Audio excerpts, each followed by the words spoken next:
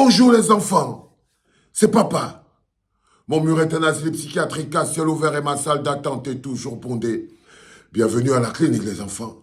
Les enfants, faites-moi venir les enseignants. Tous les enseignants du Cameroun, ça va faire plus de 3 ans de OTS. Tous les enseignants du Cameroun, vous vous êtes fait balader par le Premier ministre. Il s'est foutu de vos gueules, il vous a méprisé, il vous a humilié. Vous vous êtes fait balader par le ministre de l'Enseignement supérieur. Il vous a insulté, il vous a pissé à la gueule, il vous a envoyé vous balader. Le ministre de l'Enseignement secondaire, elle vous a uriné à la gueule, elle vous a envoyé vous balader. Vous êtes descendu dans la rue pour appeler papa Paul Biya, papa Paul Biya, papa Paul Biya. Il vous a craché à la gueule. Vous avez appelé les populations, même les parents d'élèves, pour dire que regardez, vos enfants ne corrigent plus rien, patati. Ils vous ont regardé en vous disant que nous-mêmes, on a déjà les problèmes. Ça a des questions d'encore venir s'occuper des problèmes des enseignants. Ce n'est pas possible. Vous vous êtes mis en syndicat, le syndicat des enseignants. Vous avez créé tout un hashtag qu'on appelle OTS. En ce moment précis, nous sommes à 3 mois de l'élection présidentielle. Je ne vous entends pas. C'est en ce moment où les OTS devaient déjà avoir trouvé le candidat qui va leur permettre de vivre autre chose que ce que Paul Biya allait faire vivre.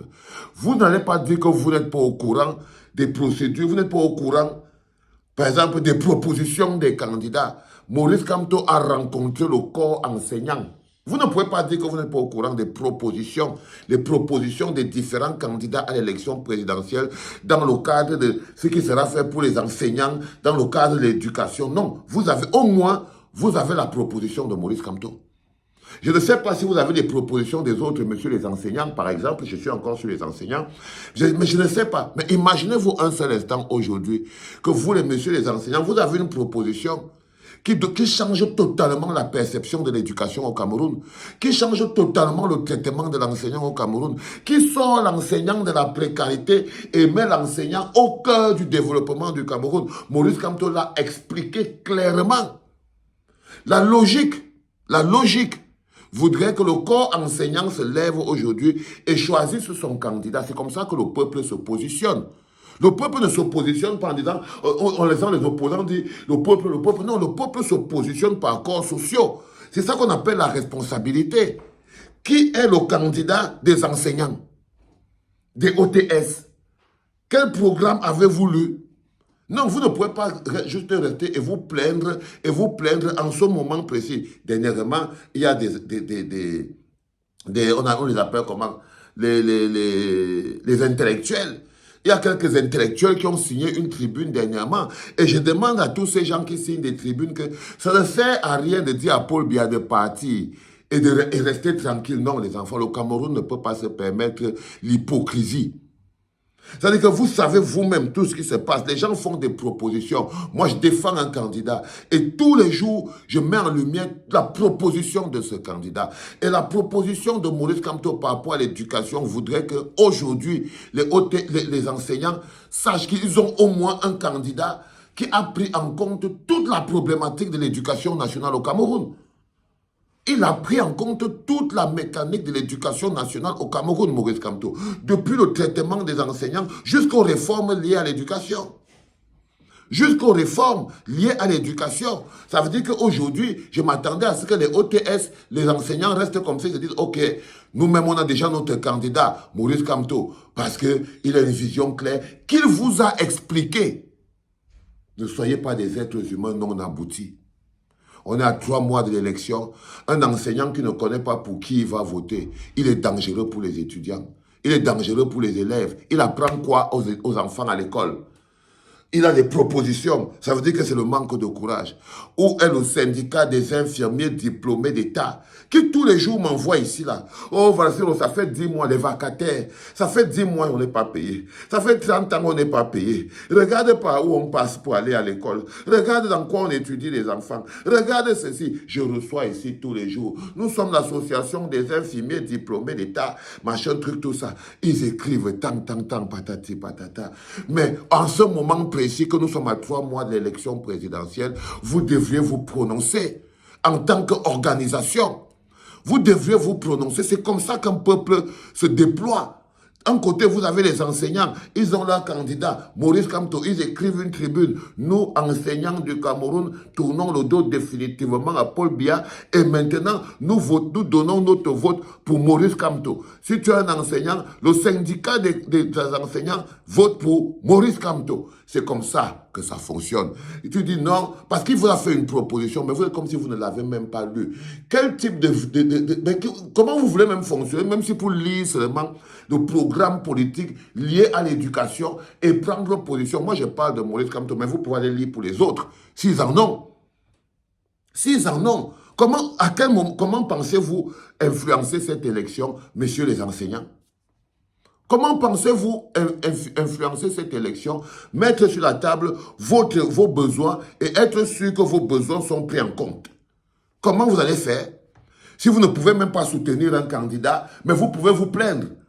C'est-à-dire que vous voulez vous plaindre qu'on a trop supporté, on a tout supporté, mais vous ne pouvez pas soutenir un candidat de l'opposition ouvertement. Ça veut dire que vous avez un problème. Ça veut dire que vous avez un problème. Là, je suis seulement sur les OTS qui nous ont pris beaucoup d'énergie et qui éduquent nos enfants. Et qui sont l'un des corps les plus importants. L'un des corps les plus importants. Quand vous prenez par exemple les étudiants, vous les étudiants, regardez la situation dans laquelle vous menez, vous faites vos études. Regardez dans quel cadre vous faites vos recherches. Regardez, imaginez comment c'est qu'aujourd'hui, il y a l'association des étudiants du Cameroun. Il y a les associations partout. C'est là maintenant que vous devez vous positionner. L'association des étudiants en biochimie de l'université de Ngouaekele vote pour Maurice Kamto parce que la proposition qu'il a pour l'éducation est magnifique. C'est comme ça que ça fonctionne. Arrêtez de vous coucher par terre. On dit que les étudiants, on a 6 universités là. Vous vivez n'importe quoi là. Assis par terre, patati patata. Vous avez des propositions. Arrêtez de faire comme des gens qui refusent de lire. Vous refusez de lire alors que vous êtes des étudiants. Vous voulez me faire comprendre que vous n'avez pas vu dans toutes les propositions des opposants une proposition qui permet à l'étudiant de se sentir en sécurité dans la prochaine République. Non, je vous envoie aller regarder le programme de Maurice Kamto sur l'éducation. Allez voir la place qu'a l'étudiant. Allez voir la place qu'il y a la réforme dans le système scolaire, la réforme dans la recherche. Allez voir quelle est la place que Maurice Kamto met dans la place de l'étudiant dans le système de développement de Maurice Kamto pour savoir qu'un État qui veut se projeter doit s'assurer que l'éducation, ce que les enfants reçoivent comme enseignement, est bénéfique pour pouvoir être adapté au nouveau monde. Va lire. Allez lire. Et prenez position. Et prenez position. J'entends le syndicat des transporteurs, ils sont fâchés. Le syndicat des transporteurs publics ou routiers et tout. Tous les jours, ils se plaignent, les routes sont cassées. Ils se plaignent, il n'y a pas de pont. Ils se plaignent à ceci. Ils écrivent au ministère des Transports tous les jours. Monsieur, on en a marre des tracasseries policières, on en a marre des machins, tout ça. Allez dans le programme aujourd'hui qu'on devrait vous entendre.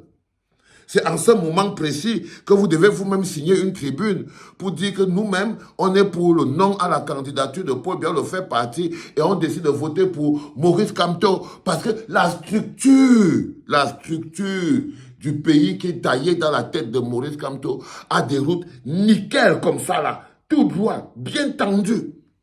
Le développement infrastructurel a une place énorme parce que le développement, la production de la richesse, le transport de la richesse d'un endroit A à un endroit B est quelque chose qui lui tient à cœur à Maurice Kamto. On ne peut pas produire la banane et on ne peut pas la sortir de la forêt pour la mener dans le côté littoral du pays. On ne peut pas continuer d'exploiter le bois et détruire la route pour les gens qui produisent le macabo. Est-ce que vous captez? Est-ce que vous captez? Partage, Gogol, partage. Ne regarde pas avec tes yeux comme ça, comme des ampoules qui s'allument. Partage. Ok? Je ne suis pas en train de danser. Quand même. Donc, le plus important pour nous, c'est de savoir où on part. Messieurs des groupes des corps sociaux, le syndicat des bensikineurs, le syndicat des taximans, le syndicat des OTS, c'est en ce moment que vous devez écrire, comme les intellectuels ont écrit il y a quelques jours, que non, le syndicat des pimentiers décide blablabla, blablabla. Comme ça, vous devez écrire. Le syndicat des agriculteurs, la filière banane, la filière ceci, c'est comme ça que ça fonctionne. Et comme ça que vous devez, on se positionne, on écrit, et c'est celui qui rapporte le plus de suffrages au peuple, c'est une lisibilité. Ça commence à se voir. Tel syndicat est pour tel syndicat est pour tel. C'est pour ça que les syndicats sont puissants. C'est en ce moment précis que vous devez déployer votre puissance en tant que syndicat. Parce que c'est eux qui font les rois. C'est les faiseurs de rois et de présidents.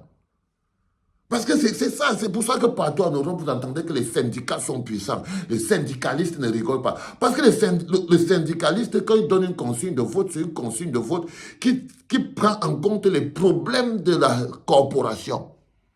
Donc, on ne vote pas pour rien. On ne vote pas dans l'imaginaire. Les médecins, regardez-vous, les avocats, les magistrats se plaignent, ça fait des années qu'ils n'ont pas eu un conseil de la magistrature. Il devrait savoir, il devrait avoir un candidat. Quel est le candidat de l'ordre des médecins? Quel est le candidat du barreau? Le barreau qui aujourd'hui est une véritable forfaiture. Vous voyez, c'est ces petites choses-là c'est moi, on dit que c'est moi qui fume, mais j'ai l'impression que vous êtes trop compliqué. Vous n'avez pas fréquenté. Ou c'est quoi? Je ne comprends pas même comment. C'est quoi? C'est le manque de structure dans la tête? I don't know. I don't know. I don't know, bro. I don't really know. C'est comme ça que ça fonctionne, les enfants. On attend que les syndicats, les associations, les corps sociaux, les machins, trucs, tous ces gens aient une consigne de vote. On est là, il n'y a aucune consigne de vote. Aucun syndicat ne fait une consigne de vote. Aucune association ne fait. Après, quand les élections sont finies, vous êtes remplis sur nos téléphones ici, là. Oh, on écrit une lettre. On va envoyer la lettre ici au ministère des Transports, qu'on souffre beaucoup de ceci. Non, on ne va pas continuer à faire ça. C'est ça, c'est là où on vous attend maintenant. C'est sur le terrain maintenant qu'on vous attend. Parce que ce sont vos déclarations qui taillent le système. C'est ça qui donne une idée claire des tendances et des approches. Oui. Donc, messieurs les OTS, syndicats des transporteurs, les vacataires, les infirmiers diplômés d'État, les transporteurs routiers, les producteurs et agriculteurs, tous ces gens-là, vous devez avoir une consigne de vote pour pouvoir nous permettre d'avoir une lisibilité. C'est comme ça que ça fonctionne. Je vous dis que 2020, quand on aura récupéré notre pays, vous allez voir comment c'est facile et c'est beau de vivre en harmonie, en gestion et avec un projet commun comme un peuple. Parce que c'est quand vous êtes un peuple que les syndicats sont forts, parce qu'ils luttent pour l'intérêt collectif. Mais bon, on ne perd rien pour attendre, c'était papa.